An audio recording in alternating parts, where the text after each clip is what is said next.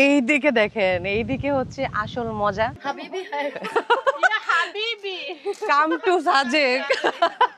গাড়িটা কিন্তু অনেক জোস, চালাইতে পারলে ভালো হতো। এটা যদি আজকে ঢাকার মানুষ হইতো, তারা চিন্তা করতো কতগুলা টাকা খরচ হয়ে যাবে, ডিম খেয়ে ফেলাইতেছে। এগুলো নিয়ে কত রকম কাহিনী হয়, পরিবারের মধ্যে হয়, বাইরের মানুষের মধ্যে হয়। উনি উইদাউট এনি হর্ন আমারে কি বুঝাইতেছে আল্লাহই জানে। না না ভাই, আমি তো কম্পিটিশন করতেছি না ভাই।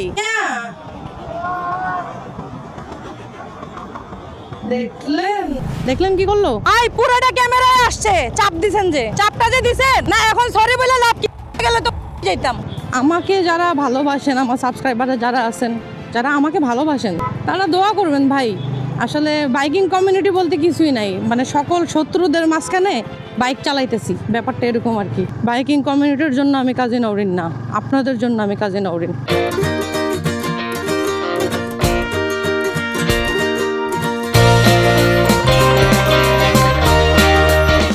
গুড মর্নিং সাজেক, আশা করি আপনারা সবাই ভালো আছেন এবং আপনাদের দোয়ায় আলহামদুলিল্লাহ আমিও ভালো আছি। আজকে হচ্ছে সাজেকের দ্বিতীয় দিন, আমি অলরেডি বের হয়ে যাচ্ছি। আসলে সিঁড়ি বাইতেছি তো, এই জন্য আসলে কষ্ট হইতেছে। আমাদের বাকি টিম মেম্বাররা সবাই চলে গেছে গাড়ির কাছে, তো আমরাও গাড়ির কাছে যাচ্ছি। চলেন যাই। দেখি বাবা সরো, হাঁটাহাঁটি করে অবস্থা এতটাই বেশি খারাপ হয়েছে, আমাদের দম বাইরে যেতেছে, তাই না হেলেন? ডাউন তো ওই জায়গাটা থেকে আসছি আমরা। আনফিট হলে যে সমস্যাটা হয়, ঠিক সেই সমস্যাটাই আমাদের হচ্ছে। আমরা এখন তাহলে একটা চা বিস্কিটের ব্রেক দিব। দুপুরের দিকে আমাদের লাঞ্চ আছে, সেটা হচ্ছে ব্যাম্বু বিরিয়ানি। তো চলেন একটু চাটা খাই। এই হচ্ছে সেই জায়গা যেখানে কিনা আপনার বাঁশ টাস এগুলোতে চাটা খাওয়া যায়। আর এই জিনিসগুলো দিয়ে কিভাবে জানি এরকম করে মাখে আর কি। ঘরে বাতাস আছে, আর এরা কিন্তু সবাই খাওয়া দাওয়া করতেছে, কি মজা করে খাইতেছে সবাই। খাও, আমরাও খাবো রে, খিদে লাগছে। হাবিবি হাবিবি কাম টু সাজেক।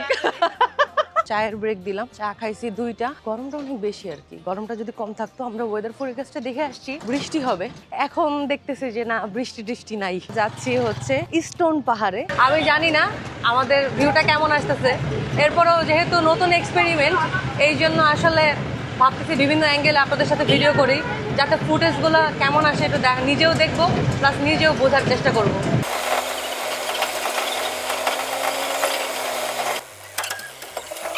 আমরা স্টোন গার্ডেনে প্রবেশ করতেছি। এখানে স্টোন গার্ডেন প্রবেশ মূল্য 12 বছরের ঊর্ধ্বে জনপ্রতি 20 টাকা করে, 12 বছরের নিচে বিনামূল্যে, তবে সাথে অভিভাবক থাকতে হবে। সুন্দর একটা স্টেপ। আমাদের ঢাকার মধ্যে যেই সুন্দর সুন্দর ঘোরার জায়গাগুলো আছে, এভাবে একটা রুলস মেনটেন করে দিত, তাহলে হয়তো আরো ভালো হইতো। দেখেন এখানে খুব সুন্দর করে কিন্তু স্টোন গুলাকে সাজানো হয়েছে, দর্শনার্থীরা এগুলা দেখে আর কি আনন্দ পাবে। এরকম একটা অনেক ছোট একটা জায়গা, কিন্তু এই ছোট জায়গাটার মধ্যে খুব সুন্দর করে কিন্তু এই স্টোন গার্ডেনটা সাজানো হয়েছে। দেখেন স্টোন একটা ফিল, এটার মাঝখান দিয়ে এরকম একটা ব্রিজের মতো করছে। সুন্দর জায়গাটা, ছোট জায়গার মধ্যে জায়গাটা খারাপ না, ভালোই, ছবি তোলার মতো। এই মুহূর্তে কিন্তু আমি রয়েছি ঠিক পাথর গার্ডেনের চূড়ায়, পাথরগুলোর উপরে। দেখতে পাচ্ছেন কেমন লাগতেছে? এই দিকে দেখেন, এই দিকে হচ্ছে আসল মজা। ফুল যে পাহাড়ের ভিউটা, এটা দেখা যাচ্ছে। আর আমি একদম পুরা খুবই রিস্কি একটা জায়গায় আছি আমি, এরপর আপনাদের জন্য দাঁড়াইছি, ভাবলাম যে ফিলটা কেমন লাগে। অবশ্যই কিন্তু কমেন্ট করে জানাবেন। আর সেই সাথে একটাবার দেখেন, জাস্ট মাথা নষ্ট, মানে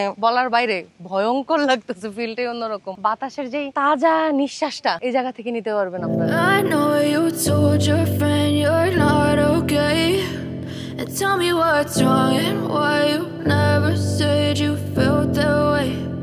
Guess you're trying to stay strong and fake a smile until I look away.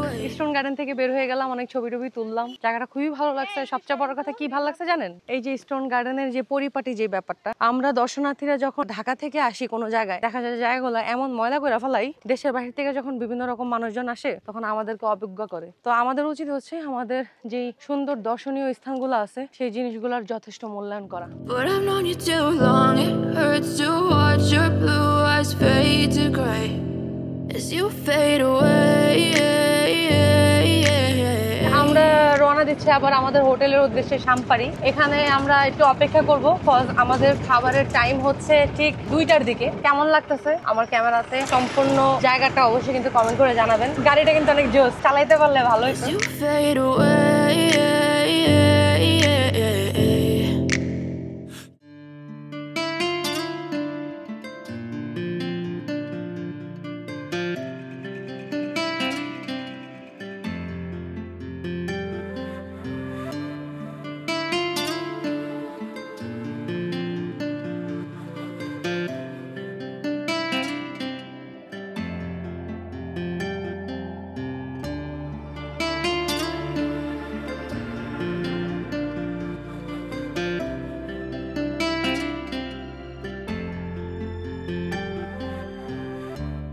Good morning Sajek. আজকে হচ্ছে সাজেকের ফাইনাল দিন। আজকের দিনে আমরা আবারও আমাদের আগের ড্রেসে ফেরত আসছি। সময় এখন 8:16 বাজে। আজকে আমরা সাজেক ছাড়তেছি। অনেক বেশি মিস করব এই যে সাজেকের যে ভিউটা দেখতেছেন, এই ভিউটাকে। অনেকে বলে যে একদিন এসে থাকলে নাকি হয় সাজেকে। আমার তো মন ভরে নাই, আমার আসলে একবার না বারবারই আসতে ইচ্ছা করবে।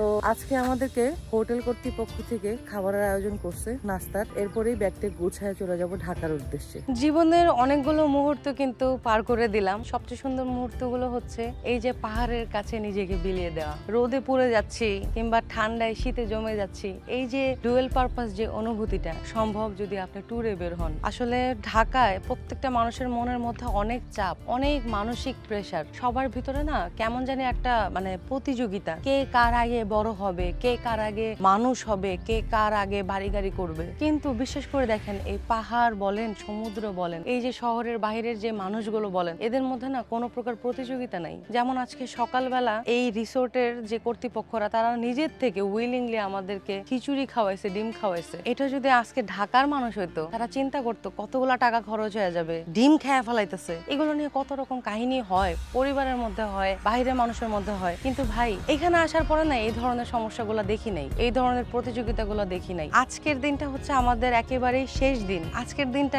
ভিতরটা এতটা বেশি খারাপ লাগতেছে পাহাড়ের চারিদিকের ভিউ দেখে। মনে হচ্ছে আবারও অনেক লম্বা সময়ের জন্য হয়তোবা আমি এই সুন্দর প্রকৃতিটাকে অনেক অনেক বেশি মিস করতে যাইতেছি। আবারও হয়তোবা মানসিক চাপের মধ্যে পড়ে কোনো এক সময় হয়তোবা এমনও হইতে পারে যে আমার ইচ্ছা থাকা সত্ত্বেও হয়তোবা আমি পাহাড়টা দেখতে পারবো না, কিংবা আল্লাহর এই সৃষ্টিটা দেখতে পারবো না। এটা হয়তোবা আমার জীবনের অনেক বড় অপ্রাপ্তি। আমি চাইছিলাম একদম খোলামেলা পাখির মতো এই সারা পৃথিবীটাকে নিজের চোখে ঘুরে দেখবো, কিন্তু শহরের এই কোলাহল, শহরের এই চাপের মধ্যে আমি পড়ে গেছি ভাই। এটা এক ধরনের ট্র্যাপ বলা যায়। আমি খুবই মিস করবো এই পাহাড়টাকে। যখন আমি ঢাকার মধ্যে ঢুকতে সময় আসলে আমার গলা শুকায় যায়। প্রতিবারই মনে হয় যে প্রেসার কুকারের ভিতরে ঢুকতেছি, এরকম লাগে আর কি। যাই হোক, সময় এখন প্রায় 10:09। আমাদের সকালের স্কটটা ধরতে হবে। I will miss you Sajek.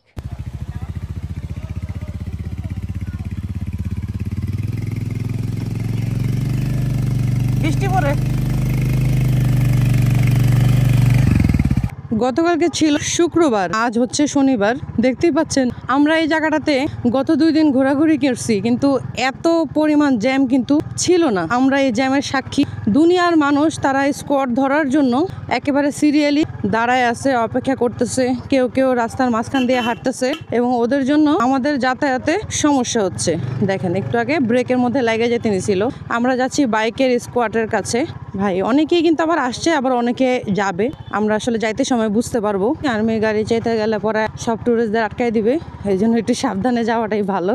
তেল আছে 3 দাগ। আমার মনে হয় সামনে নিচে বাজার থেকে আমাদের একটু তেল নিয়ে নিতে হবে। রিস্ক নেওয়া যাবে না, রাস্তা পুরো 2 ঘন্টার। বাট দেখতেছেন কত বড় সিরিয়াল, বিশাল বড় সিরিয়াল। কিন্তু স্কট যেহেতু 2টা, একটা হচ্ছে 10টার, একটা হচ্ছে 3টার, আমরা রিস্ক নিব না। অ্যাটলিস্ট স্পটের কাছে চলে যাই, এটাই সবচেয়ে বেস্ট হবে। একটু বৃষ্টির দেখা পাইছিলাম, তাও বৃষ্টিটা হইল না। ওই যে বাইকের স্কট। আমি এখন সবার শেষে থাকবো। সো এই মুহূর্তে কিন্তু জ্যামের মধ্যে আছি। আরে ভাইয়া কি অবস্থা? আপনারা আসে চলে যাচ্ছেন? হ্যাঁ। ও আপু কোথায়? ওই গাড়িতে। আগে মনে হয় বাইক ছাড়বে না? আগে বাইক ছাড়বে। আচ্ছা আচ্ছা। পরে আমরা গাড়ি। বাকি আর কি চাঁদের গাড়ি দিয়ে দেবো? হ্যাঁ, ওরা সবাই চাঁদের গাড়িতে, অনেক পিছনে। আমরা বাইকারদের সাথে দাঁড়াইছি আর কি। আমার পেছনে লম্বা একটা সিরিয়াল, এবং এখান থেকেও কিন্তু টিকিট কাটতে হয়। একদম সামনের ওই যে জায়গাটা দেখতে পাচ্ছেন আপনার, একটা ছোট্ট লাল রঙের মাচাঙের মতো আছে, ওইখানে কিন্তু টিকিট কাটতে হয়। আর হেলেন এই মাত্র টিকিট কেটে নিয়ে আসলো। আনছেন? কয় টাকা নিল? জনপ্রতি টিকিট জনপ্রতি? আপনার 40, আমার 40। 40 কেন?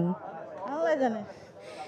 80 টাকা নিয়ে গেল এই টিকিটের পিছনে। আচ্ছা যাই হোক, এটা মনে হয় একটা বিজনেস নাকি? আল্লাহ, সবখানে তো মেয়েদের একটা প্লাস পয়েন্ট থাকে, মেয়েদের জন্য 10 টাকা কম রাখতো। টিকিটটার জন্য একটু অবাক লাগলো, ব্যাপার না। চলেন, একটু পরে ছেড়ে দিবে, যদিও এখন ঘড়িটাও ঠিক সময় অন হয় না, 10:53। সো এই সময়ে আমরা একটু পরে রওনা দিব। তো চলেন যাইতে থাকি। মারাত্মক, এটা বেচেন না কোনোদিন? এটা অনেক সুন্দর। অফিসিয়ালি আসার কোনো পসিবিলিটিস আছে নাকি? এটা বাজাজের? এটা বাজাজের কি আনে ভাই?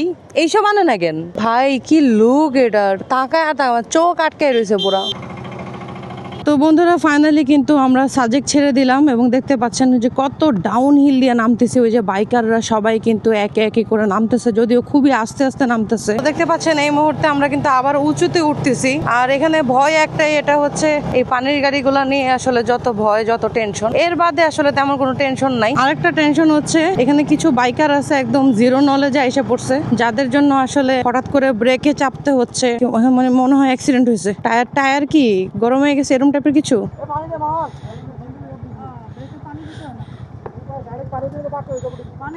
ভাইয়া কেন পানি দিচ্ছেন? পানি দিয়েন না, আপনার ব্রেকটা হার্ড হয়ে যাবে। শুনেন, আপনি ফার্স্টে সামনের ব্রেক চাপবেন, কিছুক্ষণ পর পিছনে ব্রেক চাপবেন, তাহলে দুইটা একসাথে গরম হবে না। পানি দিয়েন না ভাই, ইঞ্জিন ব্রেকে নামেন, এক গিয়ারে ফাটায় ইঞ্জিন ব্রেকে নামেন। এখানে কিছু 4B রাইডার ছিল যারা কিনা ব্রেকে প্রচুর পানি দিচ্ছে, ব্রেকটা কিন্তু হার্ড হয়ে যাবে যদি এরকম হয়। আমি বললাম যে পানিটা যাতে না দেয়, পানি দিলে ব্রেক হার্ড হয়ে যাবে, ব্রেক ধরবে না, ঝামেলা করবে। এই যে দেখেন অলরেডি কিন্তু আমরা নেমে গেলাম। ওই রাস্তাটা যাবেন নাকি একবার? কোক দিতেছে, পানি দিতেছে, কত কিছু দিতেছে। এই জিনিসটা করা যাবে না ভাই। 4B রাইডার হয়ে যদি এগুলা করেন তাহলে হবে না। পানি দিবেন না, সামনের ব্রেক একটু চাপবেন, কিছুক্ষণ পর পিছনের ব্রেক চাপবেন। এক গিয়ারে গাড়ি চালাবেন, 2 গিয়ারে গাড়ি চালাবেন, গাড়ি ভালো থাকবে, আপনারা ভালো সার্ভিস দিবে। অবশ্যই ঠান্ডা মাথায় গাড়ি চালাতে হবে। অল টাইম যদি ব্রেকে পাড়া দিয়ে নামেন তাইলে আপনি ব্রেক ফেল হবেই, যেই গাড়ি হোক। আমার গাড়িও যদি আমি ব্রেকে পাড়া দিয়ে নামি, এতটুকু রাস্তায় তো গরম হয়ে যাবে, এটাই তো স্বাভাবিক, তাই না?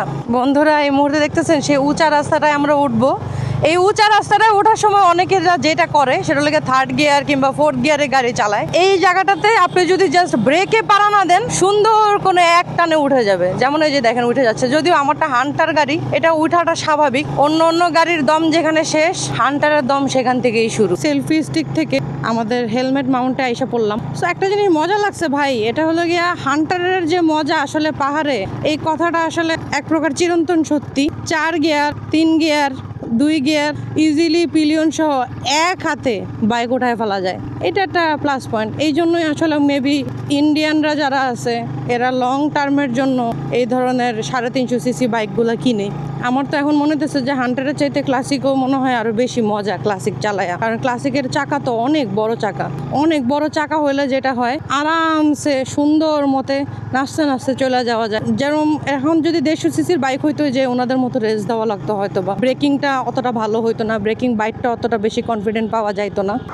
আর্মির এই বড় বড় গাড়িগুলো দেখলে আসলে ভয়ই লাগে। এই রাস্তা আসলে শেষ হবে না, আর শেষ না হইলেই ভালো।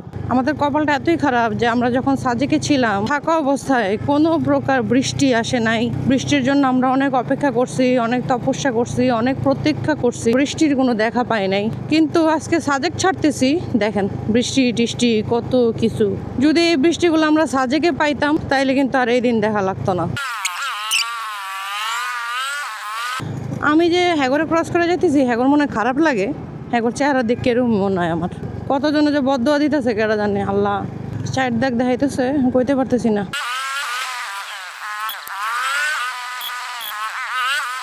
এরা দিয়ে প্রোটেকশন ছাড়া চালাইতেছে। এই যে কি ফালাইলো আমার মুখের মধ্যে। উনি উইদাউট এনি হর্ন আমারে কি বোঝাইতেছে আল্লাহ জানে। আমি তো হর্ন দিয়ে আসতেছি, এটা তো কম্পিটিশনের জায়গা না ভাই। আপনি তো কম্পিটিশন করতেছেন। না না ভাই, আমি তো কম্পিটিশন করতেছি না ভাই, আমি মাপও চাই দোয়া চাই। আপনি তো কম্পিটিশন করতেছেন, এটা গুনাহ হবে, আল্লাহ গুনাহ দিবে ভাই। উনি পিছন দিয়ে আসতেছে উইদাউট এনি হর্ন, হর্ন দি আবার আমারে দেখাইতেছে এমন এমন এমন এমন। আমি কি করলাম এখন? উনি হর্ন দেয় নাই, আমি তো ওনারে ধরি নাই একবারও যে ভাই আপনি কেন হর্ন দিচ্ছেন না, সাইড দিয়ে যাইতেছেন ঠাস ঠাস করে, আপনি কেন হর্ন দিলেন না? আমি তো ওনারে কিছু বলি নাই। উনি আবার আমার খুদ ধরতেছে কেন, ভুল ধরতেছে কেন? ভাই আমরা মেয়ে মানুষ হয়ে পাপ করে ফেলাইছি। আজকে যদি বেড়া মানুষ হইতাম তাহলে আর কোনো ফল থাকতো না। না, পুরা রাস্তা ব্লক করে যাওয়া কি সিস্টেম? আমি তো সিস্টেম শিখাচ্ছি না। এই যে ভুল যে ধরতেছে, ভুল তো ধরার কোনো যুক্তি নাই, সবাই তো ভুল করতেছে এখানে। দেখেন এটা সিস্টেম। কপালটা খারাপ যে বাংলাদেশের বাইকিং কমিউনিটিতে হয়তো বা জায়গা করতে পারি নাই, কারণ আমি একটা মেয়ে মানুষ। আজকে যদি আমি একটা পুরুষ মানুষ হইতাম তাহলে হয়তো বা বাইকিং কমিউনিটিতে আমার জায়গা থাকতো। ব্যাপার না, আসলে বাইকিং কমিউনিটি বলতে বাংলাদেশের যেসব কমিউনিটি আছে এগুলো আসলে বাইকিং কমিউনিটির পর্যায়ে আমার মনে হয় না পড়ে। সবার ক্ষেত্রে না, বিষয়টা খুব গুটি কয়েক যারা কিনা একেবারেই ভ্রাতৃত্ব বোধ আছে যাদের ভিতরে, যারা কিনা ছেলে মেয়ে গণে না, তাদের ক্ষেত্রে ব্যাপারটা আলাদা। একটাবার যদি দেখেন এই যে সামনে দেখেন সবাই পুরোটা রাস্তা ব্লক করে রাখছে। এরা যদি যখন অপোজিট থেকে একটা গাড়ি আসবে তখন কিন্তু তারা ঠিকই চাইপা যাবে, এবং চাইপা গেলে কিন্তু বাঁ দিকের যে ড্রাইভারটা থাকবে তার জন্য কিন্তু জিনিসটা অনেক ক্ষতি হবে। হ্যাঁ, এরা আসলে ফল ধরতেছে, কেন ক্রস করতেছে, কেন ব্রেক করতেছে, এখানে তো ফল ধরার কোনো আসলে সুযোগ নাই। কারণ আলটিমেটলি আপনার নিজের লাইফ তো বাঁচাইতে হবে, তাই না? বাইকিং কমিউনিটি নিয়ে কেন এই কথাটা বললাম, কথাটা হচ্ছে আজকে যদি আমি পুরুষ মানুষ হইতাম তাহলে হয়তো বা আমার ফলটা ওইভাবে ধরতো না কেউ। আজকে পুরুষ মানুষ না, নারী বিধায় এখানে অনেক ধরনের ফল্ট, অনেক ধরনের সমস্যা, অনেক ধরনের ইস্যু এগুলো ধরা হচ্ছে। কেন ব্রেক করতেছি, কেন থ্রোটল মারতেছি, কেন ক্রস করতেছি, অথচ দেখেন সবাই কিন্তু পুরাটা লেন কাভার করেই কিন্তু বাইক চালাচ্ছে, পুরাটা লেন। হ্যাঁ, তো আলটিমেটলি কারোর ফল্টই কিন্তু ধরা হইলো না, শুধুমাত্র আমার একার ফল্ট ধরা হইলো। এটার one of the big reason হচ্ছে মেয়ে মানুষ। কিছুদিন আগে এক ভদ্রলোক আমার টায়ার দেওয়া হয়েছে, দেখা টায়ারের জানি না, এটা নিয়ে অনেক কাহিনী, অনেক কথা হইলো। একজন সিনিয়র বাইকার হয়ে অনেক কথা বললো যে টায়ার সম্পর্কে আমার কোনো ধারণা নাই, টায়ার সম্পর্কে কোনো কিছু জানি না, অনেক অপমান করছে। তাও মুখ বুঝে সহ্য করে নিলাম। সাজেকে আসার পরে আমার রাইডিং শিখাইতেছে ভাই, পিলিয়ন নিয়া 350 সিসি বাইক নিয়া, দেখলেন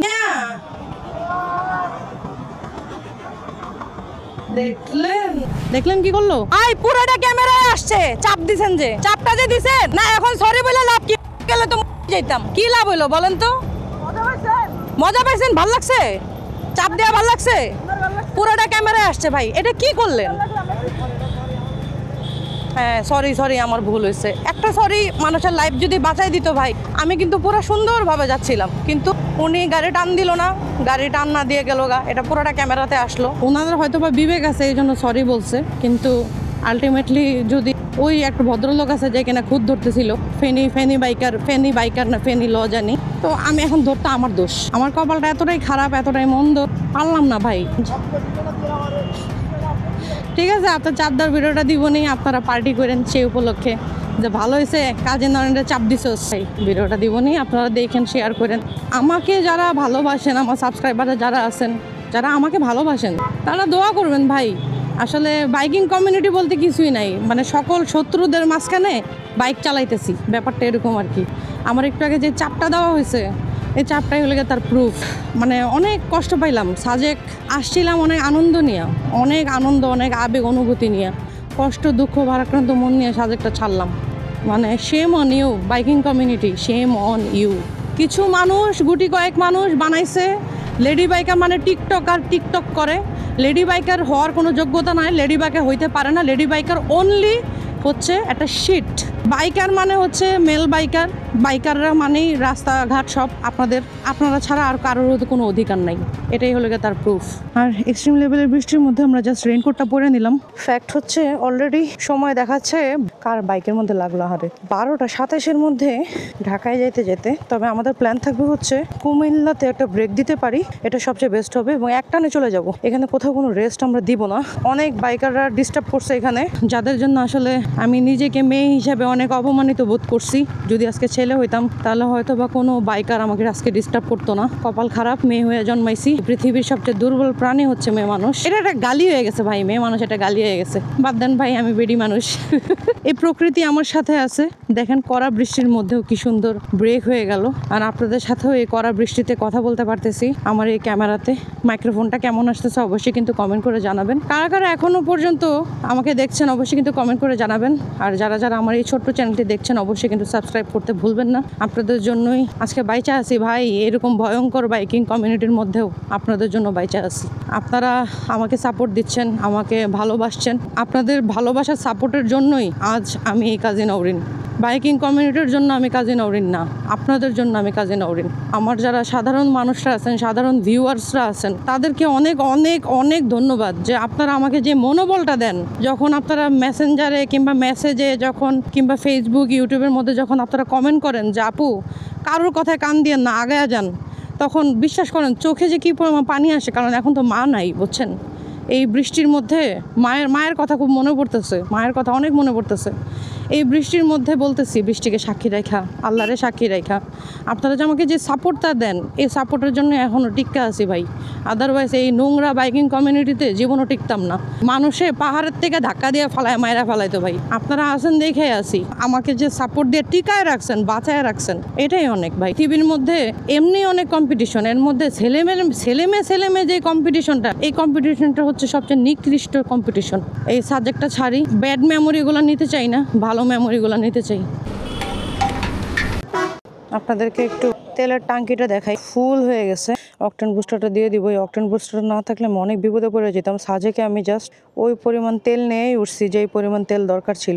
800 সামথিং টাকার তেল দিয়ে আমি সাজেকের রাস্তায় উঠছি।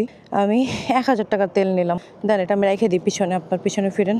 আর এই হেলমেটের ব্যাগটা ভালো উপকার দিছে ভাই। লিটারেলি এই হেলমেটের ব্যাগের মধ্যে আমাদের 2টা রেইনকোট আছে, চেইন লুব আছে, পানির বোতল আছে, A to Z মোটামুটি সব কিছুই আছে। এখানে একটু দেরি হয়ে গেল আমাদের, 1:34 বাজে, বাট চায়ের ব্রেক দেওয়া দরকার, তাই না? আল্লাহ ভরসা, চলেন বিসমিল্লাহ, আমরা আমাদের যাত্রাটা আবার শুরু করি। তো ওভারঅল আলহামদুলিল্লাহ, বান্দরবন কি সরি দেখেন ভুলে বান্দরবন বলে ফেলতেছি। সাজেক থেকে নামার সময় বারবার ওই বাইকার ভাইয়েরা ডিস্টার্ব করতেছিল। বাদ বাকি আলহামদুলিল্লাহ সবই ঠিক আছে। এই মুহূর্তে আমরা ঢাকার উদ্দেশ্যে চলে যাচ্ছি। আর বাই দ্য ওয়ে, আমার বাইকটা আপনাদের দোয়ায় 1400 কিলোমিটার কমপ্লিট হলো। আমি তো এক্সপেক্ট করছিলাম অ্যাটলিস্ট 2000 কিলোমিটার হয়ে যাবে, কিন্তু 2000 কিলোমিটার হলো না। এইটা হচ্ছে খাগড়াছড়ি গেট থেকে বের হয়ে গেলাম। বন্ধুরা, এই মুহূর্তে আমার সামনে একটা ক্যাফে রেসার আছে। এটা একদম পুরো custom cafe racer, I think. অনেক সুন্দর, খুবই সুন্দর। এটা মনে হয় উনি নিজের হাতে বানাইছে ভাই, এটা উনি নিজের হাতে বানাইছে, নাইলে এত সুন্দর বাইক আসার কথা না। এটা কি আপনার নিজের বানানো? এইটা আমার আইডিয়া করছিলাম ভাই, এত দুর্দান্ত, এত সুন্দর। মানে আমরা অনেক দূর থেকে আপনাকে দেখছি, দেন আপনাকে ক্যাপচার করার জন্য ক্যামেরা নিলাম। ভাইয়ার নাম? ফরহাদ পরান। আপনি কি এখানে স্থানীয়? রাঙামাটির। এইটা কতদিন সময় লাগছে আপনার বানাইতে? 6 মাস। এটা সম্পূর্ণ নিজের হাতে করা, এটা অসাধারণ ভাইয়া। আপনার জন্য থামস আপ। আপনার দেশের বাইরে গেলে আপনারা কিন্তু নিয়ে যাইতো অনেক টাকা দিয়ে। থ্যাংক ইউ ভাই, থ্যাংক ইউ। আসসালামু আলাইকুম। হ্যাঁ, এত ভাল লাগলো। ওনার নাম হচ্ছে মিস্টার পরান ফ্রম রাঙামাটি। উনি একটা মানুষ, আমি দেখলাম এত সুন্দর করে বানাইছে এই ক্যাফে রেসারটা। চট্টগ্রাম হচ্ছে 105 কিলোমিটার, বারোয়ার হাট হচ্ছে 86 কিলোমিটার। ওভারঅল আলহামদুলিল্লাহ সুন্দরভাবে সাজেক ভ্রমণ করলাম। কল্পনা করতেই খারাপ লাগতেছে যে এত শর্ট টাইমে এই ট্যুরটা কমপ্লিট হয়ে গেল। এত সুন্দর দৃশ্য আপনাদের কাউকেই আমি দেখাইতে পারি নাই। এই জায়গাতে নুরি আছে রে। এখন যেহেতু দিনের বেলা, ভাবলাম যে আপনাদেরকে সুন্দর করে এই দৃশ্যগুলো দেখাই। আর এই জায়গাগুলো আপনাকে অটো কর্নারিং করায় নেবে, জাস্ট আপনাদের লেনটা খালি মেনটেন করবেন। এই জায়গাগুলো দিয়ে আমরা রাত্রেবেলা রওনা দিয়েছিলাম। দিনের বেলার চাইতে রাত্রেবেলা বেশি আরাম এইসব জায়গায় চালানো। বলেন কেন? কারণ অপোজিট থেকে আলো আসলে ওই আলোর কারণে কিন্তু আপনি আগে থেকে সতর্ক হয়ে সুন্দর করে একটা সাইড ধরে চলে যেতে পারবেন।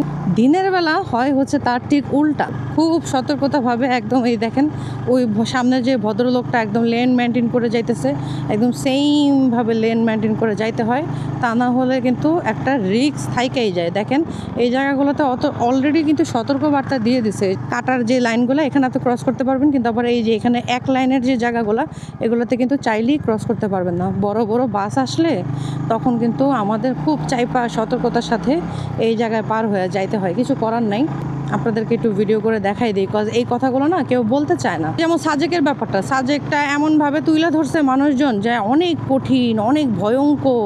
এভাবে তুলে ধরার কারণে কিন্তু যারা নিউ বাইকার ওরা কিন্তু আসতে অনীহা দেখায়। পাহাড়ের কাছে কোনো চায়ের দোকান আছে কিনা, একটা চায়ের ব্রেক তো দেওয়াই যায়। 11:30 থেকে বাইক চালাচ্ছি, এখন বাজে হচ্ছে কাটা 2টা, 11টা 12টা 1-2, 3 ঘন্টা চালানো হয়েছে। সো একটা চায়ের ব্রেক দেওয়াই যায়। চা খাবো, পানি খাবো, সুন্দর জীবন। বন্ধুরা, এই মুহূর্তে 360 দিয়ে আরো একবার আপনাদের সামনে কিছু ফুটেজ নেওয়ার চেষ্টা করতেছি। এইটা হচ্ছে বেসিক্যালি সেই রাস্তাটা, খাগড়াছড়ি রোড, আলুটিলা রোড। সামনের দিকে হচ্ছে আলুটিলা পর্যটন কেন্দ্র। বাট জায়গাটা খুবই সুন্দর, দাগগুলা খুব সঠিকভাবে দেওয়ার কারণে চালাইতে সহজ হয় আর কি। এখানে কোনো প্রবলেম, ও মাই গড, শিট।